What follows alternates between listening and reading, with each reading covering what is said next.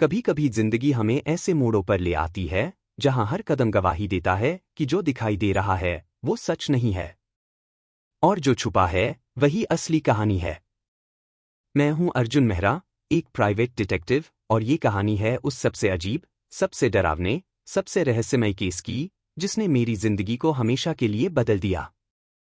उस शाम मेरी खिड़की से सूरज की आखिरी किरणें दीवार पर टकरा रही थीं और कमरे में एक सुनहरी सी उदासी फैल चुकी थी। मैं अपने ऑफिस की खामोशी में बैठा एक पुरानी फाइल पलट रहा था जब अचानक मेरे डेस्क पर रखा पुराना लैंडलाइन फोन बज उठा, वो भी ऐसी घड़ी में जब आमतौर पर कोई कॉल नहीं करता। फोन की घंटी लंबी थी, जैसे उस तरफ कोई बेताबी से इंतजार कर रहा हो कि मैं उसे उठा लूं।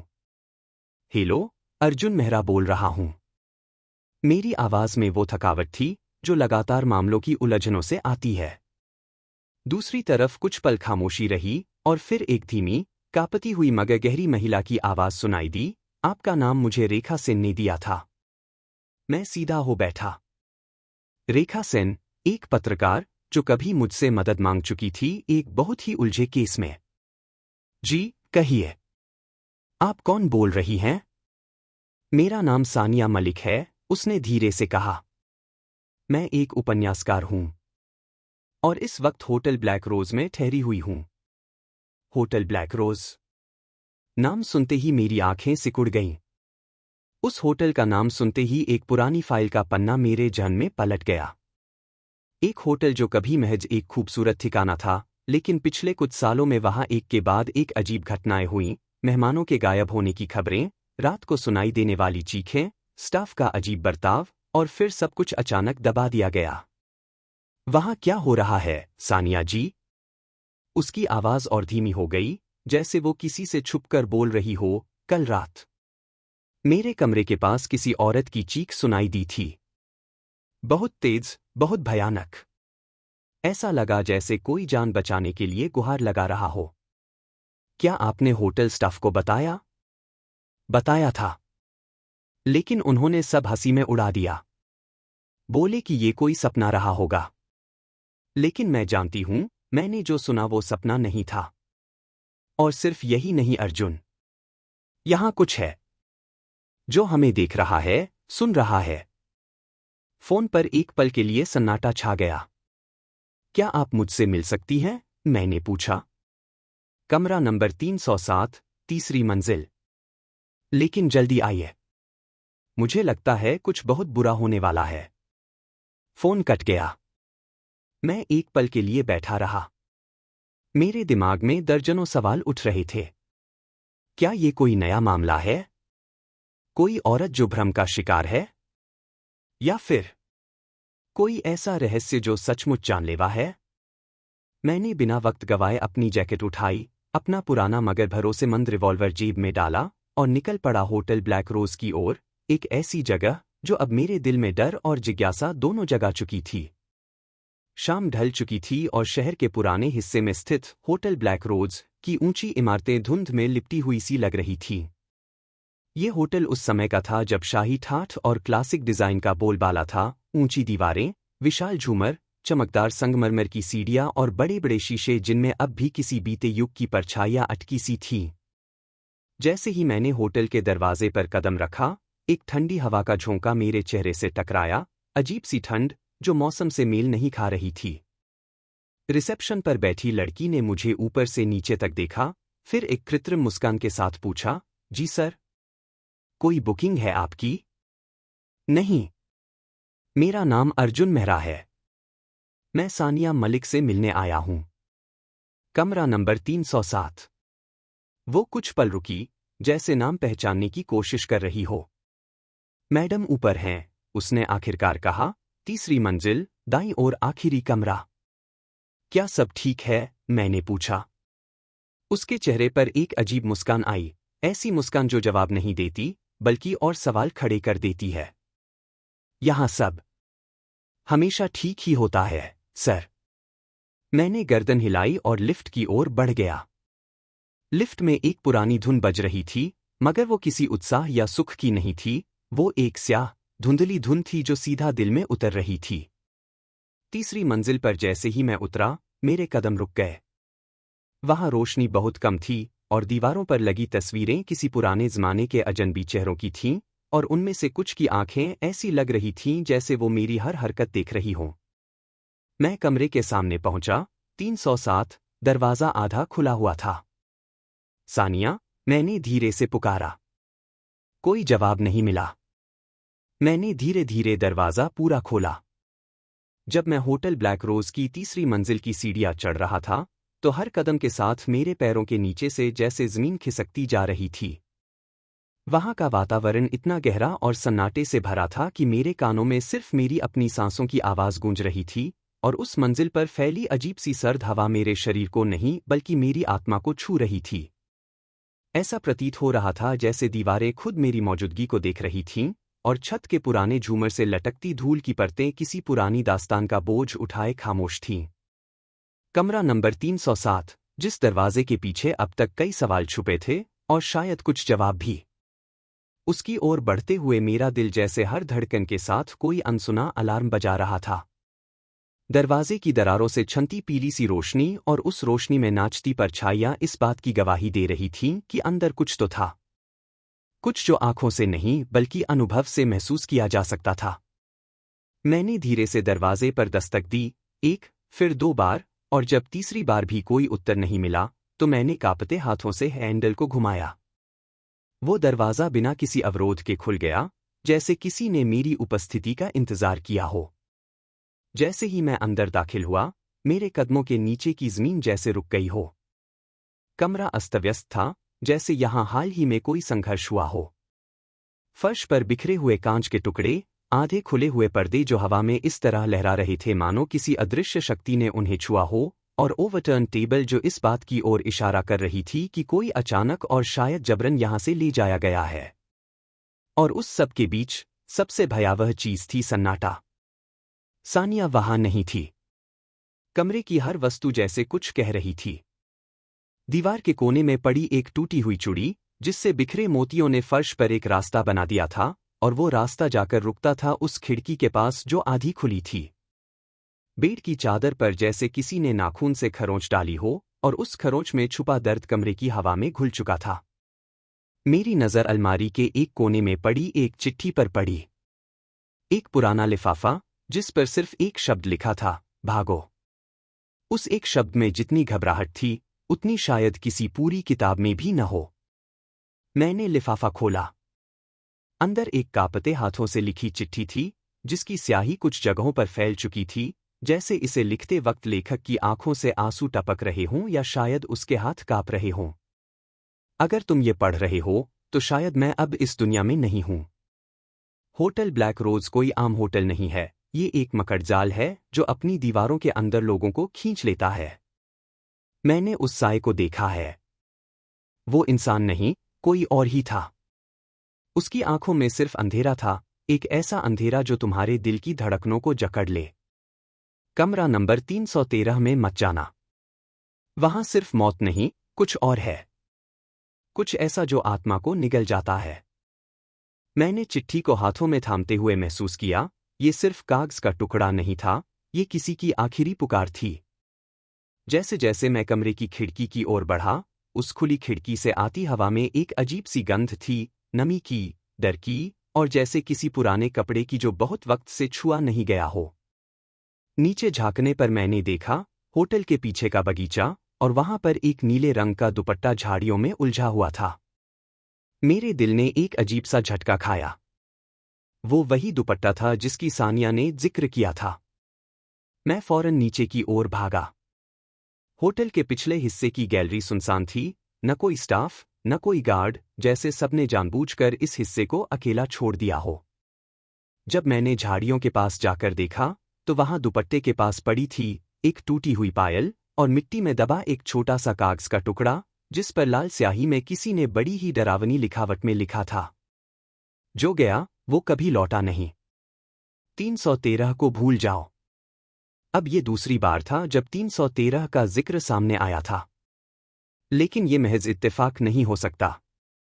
रात का वक्त हो चुका था, लेकिन मेरे लिए समय थम गया था। मैं वापस रिसेप्शन पर पहुंचा, जहां एक बूढ़ा स्टाफ सदस्य बैठा था।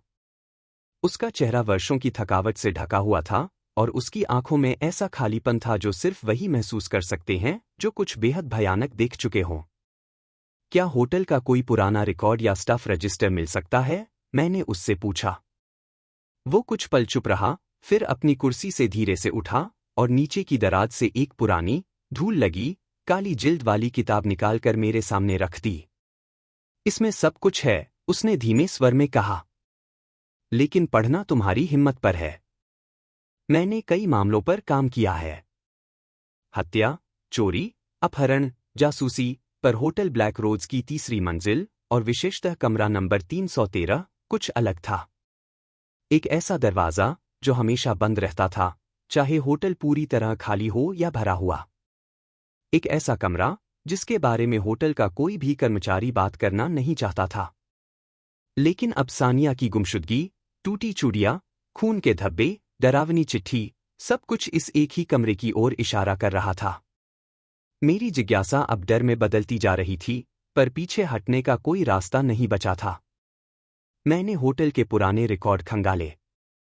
10 साल पहले इसी कमरे में एक नवविवाहित जोड़ा ठहरा था, आदित्य और नेहा मल्होत्रा। और सिर्फ 24 घंटे में नेहा की लाश बाथरूम में मिली थी और आदित्य गायब था। तब से यह कमरा बंद कर दिया गया था, लेकिन कुछ मेहमानों की शिकायतें आई थी कि इस कमरे से रात को किसी महिला के रोने की आवाजें आती हैं। उस रात मैंने तय किया, अब और प्रतीक्षा नहीं। चाहे जो भी हो, मुझे उस कमरे में जाना होगा। रात के ठीक 1:13 बजे मैं अपनी टॉर्च, लॉक पिकिंग टूल्स और उस डर से लैस होकर तीसरी मंजिल की ओर बढ़ा, जो अब मेरे अपने भीतर घर कर चुका था। तीसरी मंजिल पर कदम रखते ही मुझे ऐसा लगा जैसे मैंने किसी और ही दुनिया में प्रवेश किया है। बाकी होटल से यह मंजिल बिल्कुल अलग थी, यहाँ की हवा भारी थी, बिजली की बत्तियां बार बार झपक रही थीं, और दीवारों पर लगे पुराने पेंटिंग्स में चेहरों की आंखें जैसे मेरी हर हरकत पर नजर रख रही थीं। कमरा नंबर 313 के बाहर खड़ा होकर मैंने एक गहरी सांस ली। दरवाजे पर जंग लगी हुई मोटी जंजीर थी। मैंने उसे खोलने में करीब 5 मिनट लगाए। जैसे ही दरवाजा ची की धीमी आवाज के साथ खुला, एक सड़ी हुई खुशबू मेरे नथुनों से टकराई और भीतर फैले अंधेरे ने मुझे निगलने की कोशिश की। लेकिन अंदर जो था, वो अंधेरा नहीं था। वो कोई ताकत थी, कोई ऐसी ऊर्जा जो जिंदा थी। कमरे में घुसते ही मेरी टॉर्च की रोशनी दीवारों पर गिरने लगी। बाईं ओर एक पुरानी अलमारी थी, जिस पर खरोंच के निशान थे, जैसे किसी ने नाखूनों से उसे नोचने की कोशिश की हो। एक बेड था, जिस पर कोई सालों से नहीं सोया था, लेकिन उस पर किसी के बैठने का ताज़ा दबाव दिखाई दे रहा था। और दीवार पर लिखा था, मैं अब भी यहां हूं, खून जैसी लाल स्याही में। मैंने तुरंत कैमरा ऑन किया और हर चीज रिकॉर्ड करने लगा। इसी दौरान मुझे एक धीमी आवाज सुनाई दी, जैसे कोई लड़की फुसफुसा रही हो, अर्जुन, अर्जुन, मुझे बचाओ। ये आवाज सानिया की थी। मैं पलट कर देखता, इससे पहले मेरी टॉर्च बंद हो गई। और जब दोबारा जलाई, तो मुझे कमरे के कोने में एक साया दिखाई दिया, एक औरत की आकृति, झुकी हुई, बाल बिखरे हुए, चेहरा नहीं दिख रहा था। तुम सानिया हो? मैंने पूछा। पर जवाब में वह आकृति मेरी ओर बढ़ने लगी। धीरे धीरे, जैसे वो फर्श से नहीं, हवा में तैर रही हो। मेरे शरीर ने जैसे काम करना बंद कर दिया। मेरी सांसें रुकने लगीं। मैं बस खड़ा रहा और वो आकृति बिल्कुल मेरे सामने आकर रुक गई। और फिर उसका चेहरा उठने लगा।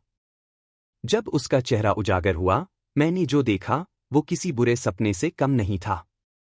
वह चेहरा किसी इंसान का नहीं था, वो एक झुलसी हुई खाल, सड़ती आंखें और ऐसा मुंह जो किसी के चीखने से फटा हुआ प्रतीत होता था।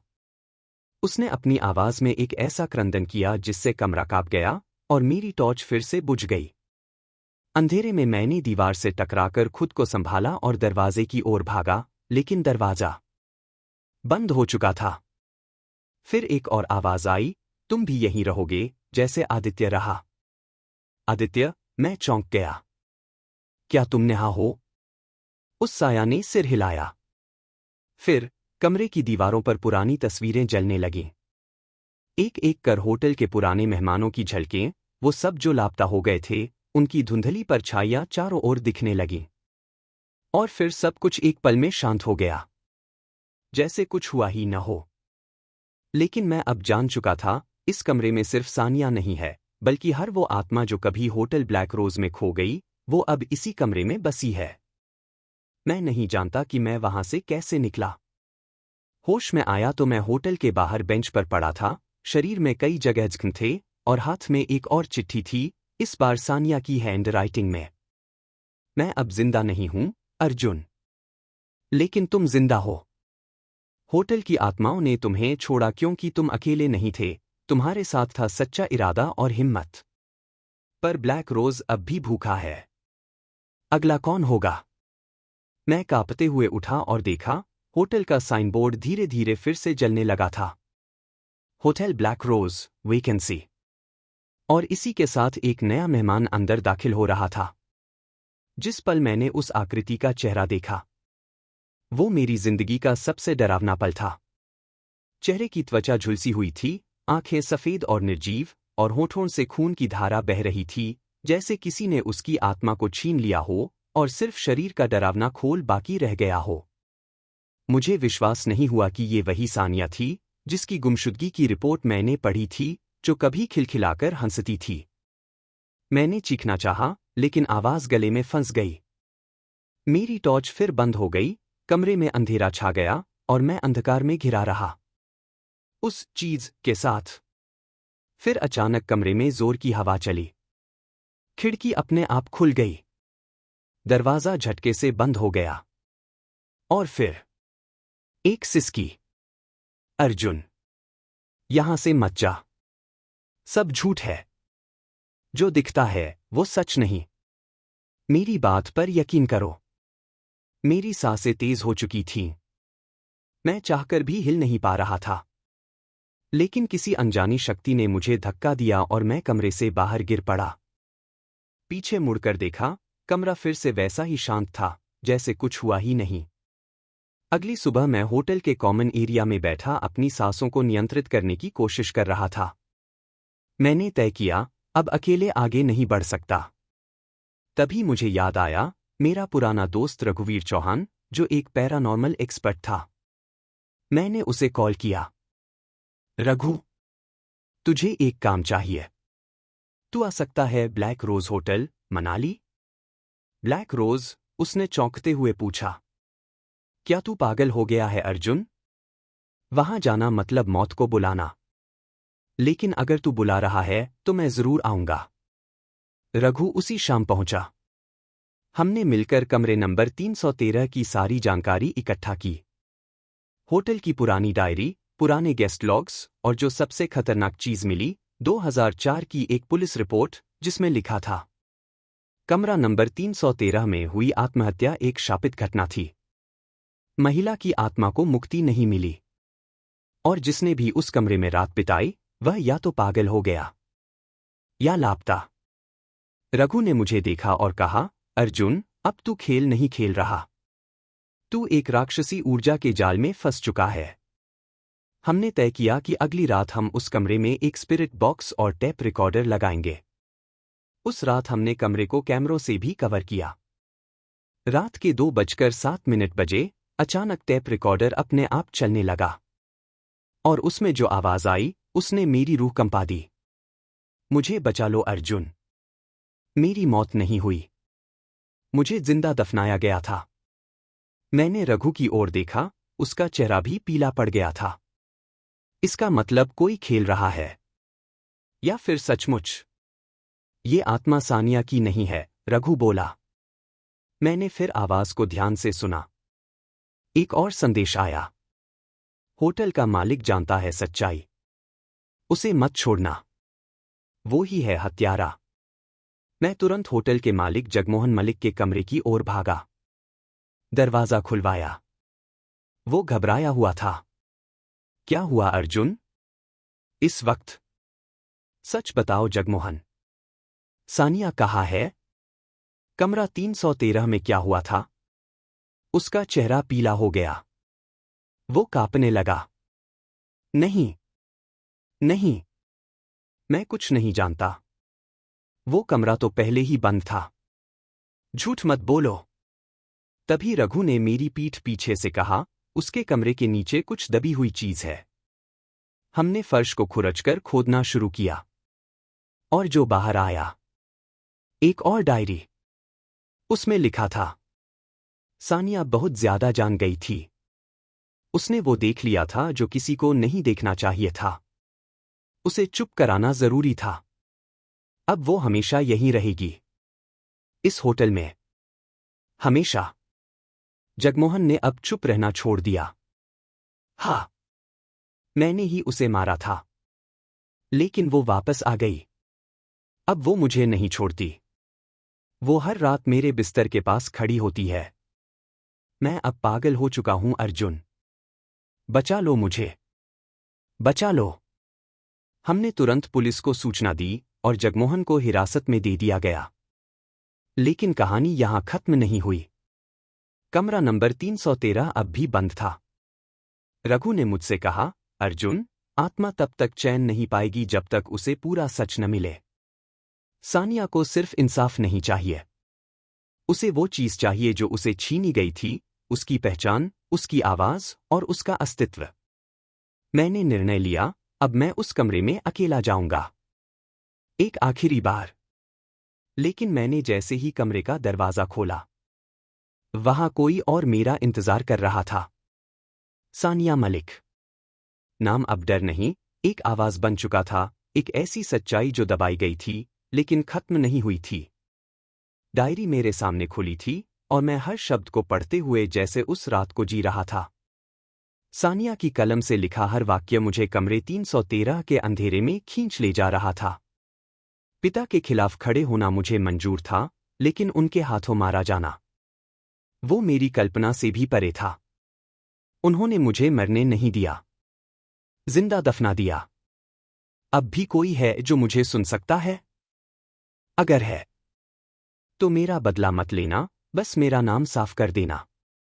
डायरी बंद करते वक्त मेरा मन भारी था। सानिया इंसाफ चाहती थी, बदला नहीं। और अब मैं उसका नाम दुनिया के सामने साफ करने के लिए हर सीमा पार करने को तैयार था। मैं, रघु और पुलिस की एक टीम तहखाने में पहुंची। ठंडी हवा की सनसनाहट और सीलन भरी दीवारें हमें साफ इशारा कर रही थीं, सच्चाई यही है। हमने दीवार तोड़ी। और जैसे ही ईंटें गिरने लगीं, एक स्त्री की अस्थियां सामने आईं, उनके साथ एक चूड़ी, एक लॉकेट और एक लाल रुमाल। सबूत सामने था। जगमोहन मलिक की साजिश का अंत शुरू हो चुका था। पुलिस ने केस दोबारा खोला।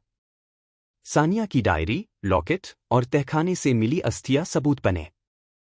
रघु ने अदालत में गवाही दी, मैंने वो रात देखी थी, पर डर के मारे कुछ कह न सका। और फिर मैंने अपनी डायरी अदालत के सामने रख दी। मेरी रिपोर्ट, मेरी जांच और सानिया की अंतिम पुकार, सब कुछ शब्दों में दर्ज था। अदालत ने घोषणा की, सानिया मलिक की हत्या उसके पिता द्वारा की गई थी। और होटल ब्लैक रोज में छुपी सच्चाई को उजागर करने के लिए डिटेक्टिव अर्जुन मेहरा को सम्मानित किया जाता है। सानिया को आधिकारिक रूप से न्याय मिला। अब वो सिर्फ एक खोई हुई आत्मा नहीं, बल्कि एक न्याय प्राप्त आत्मा बन गई थी। जगमोहन मलिक की मृत्यु के बाद होटल को सरकार ने अपने कब्जे में ले लिया था। लेकिन अब, जब सच सामने आ गया, होटल को एक मेमोरियल होटल में बदला गया।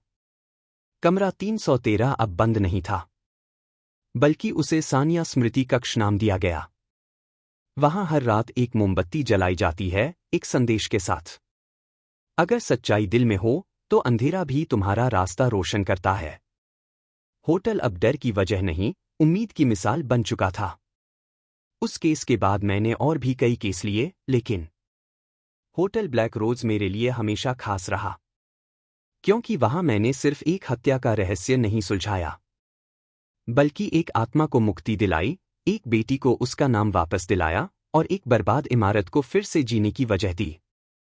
कभी कभी रात को जब मैं अपनी डायरी पढ़ता हूं, तो मुझे ऐसा लगता है जैसे सानिया की आवाज अब भी मुझे सुनाई देती है।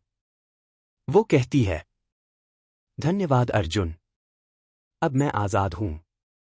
और मैं बस मुस्कराकर आसमान की तरफ देखता हूँ। हमारे अगले वीडियो के लिए जुड़े रहें, हम जल्द ही नए वीडियो के साथ मिलेंगे।